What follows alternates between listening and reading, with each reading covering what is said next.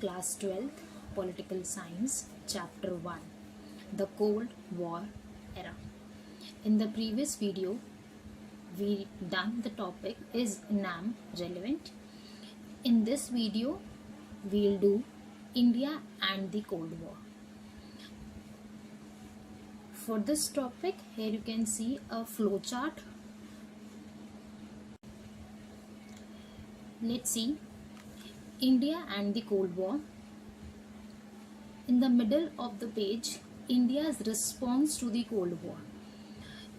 In this unit, the chapter is trying to make us understand that what was the role of India, specifically India, कि India किस तरह से cold war के time period में USA या USSR के लिए रोल प्ले कर रहा है और इंडिया अपना किस तरह से एक रिस्पॉन्स प्ले करता है यूएसए और यूएसएसआर दोनों के लिए या फिर उस पूरे एरा में.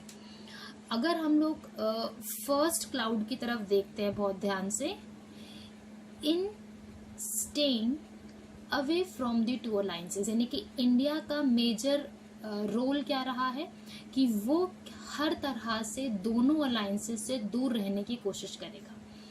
अगर हम लोग सेकेंड क्लाउड की तरफ देखते हैं तो it's voice against the newly decolonised countries becoming part of the alliances, यानी कि वो उन सभी नेशंस के अगेंस्ट वॉइस रेज करता है जो कि न्यूली इंडिपेंडेंट हुए हैं, न्यूली डीकोलोनाइज्ड हुए हैं, अगर वो किसी भी अलायंसेस का मेंबर बनते हैं. अलायंसेस वर्ड यहाँ पर आप लोगों को पता है क्या है, यूएसए और यूएसएसआर के लिए रिलेट किया जा रहा है. हम लोग थर्ड क्लाउड की तरफ चलते हैं.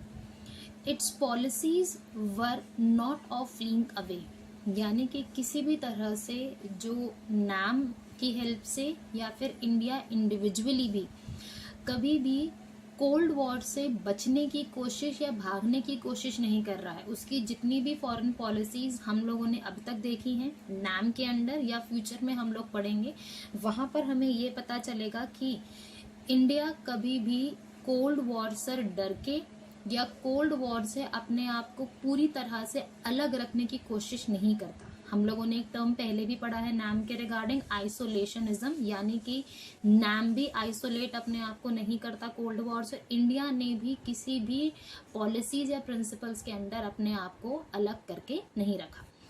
अगर हम लोग नेक्स्ट क्लाउड की तरफ चलते हैं, India try to reduce differences between alliances and in the full scale war, यानी कि इंडिया अपने इंडिविजुअल लेवल पर कोशिश कर रहा है कि वो, फोर्थ क्लाउड, इंडिया अपने लेवल पर कोशिश कर रहा है कि वो किसी भी तरह से एक इन्वॉल्वमेंट दे और अलायंसेस के बीच में अगर कभी भी फ्यूचर में कोल्ड वॉर होती है तो उसके बीच में फुल फ्लेज वॉर को होने से रोक सके. और ये भी ट्राई करता है कि यूएस और यूएसएसआर के बीच में जितने भी डिफरेंसेस हैं उसे थोड़ा बहुत कम कर पाए. अगर हम लोग नेक्स्ट क्लाउड की तरफ चलते हैं, India was in favour of actively intervening in world affairs to soften cold war rivalries, यानी कि इंडिया ने अपने लेवल पर हर उस पॉलिटिकल अफेयर में, हर उस पॉलिटिकल ड्यूटी में इंटरनेशनल लेवल पर जो भी वो रोल प्ले कर सकता था वो उसने किया है कोल्ड वॉर के दौरान. और जहाँ पर भी उसे लगा है कि अपने आप को इन्वॉल्व करके या इंटरवीन करके अगर वो कोल्ड वॉर के दौरान यूएसए और यूएसएसआर के रिलेशंस को कहीं पर भी सॉफ्टन कर सकता था तो उसने वो इन्वॉल्वमेंट देने का हर एक लेवल पर कोशिश किया है. नेक्स्ट क्लाउड की तरफ चल रहे हैं. India try to activate regional and international organisation. बच्चे जो दो वर्ड्स आपके सामने आ रहे हैं, रीजनल और इंटरनेशनल ऑर्गेनाइजेशन, इन दोनों को आप अंडरलाइन कर लेना. ये दोनों वर्ड्स बहुत ज़्यादा ज़रूरी हैं. रीजनल इंस्टीट्यूशंस या रीजनल ऑर्गेनाइजेशंस का मतलब है एक पर्टिकुलर कॉन्टिनेंट या एक पर्टिकुलर एरिया के नेशंस आपस में मिलकर जब एक ऑर्गेनाइजेशन तैयार करते हैं तो उसे रीजनल ऑर्गेनाइजेशन कहा जाता है। बुक में जैसे जैसे हम चैप्टर्स आगे पढ़ेंगे फ्रॉम चैप्टर नंबर 4 ऑनवर्ड्स, तो हम लोग रीजनल ऑर्गेनाइजेशंस के बारे में पढ़ेंगे।